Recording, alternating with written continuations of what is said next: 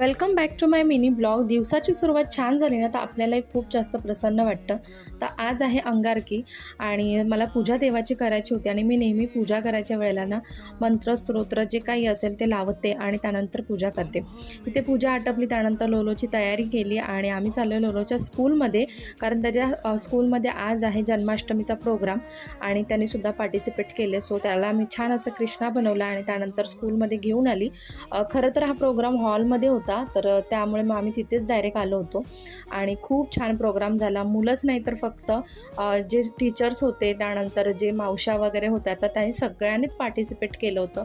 खूप छान प्रोग्राम झाला. त्यानंतर आम्ही घरी आलो दुपारी आणि त्यानंतर संध्याकाळी मस्त स्वयंपाकाची तयारी केली, कारण आज अंगारकी होती आणि माझाही उपवास होता, त्यामुळे मस्त तयारी केली, पूजा केली.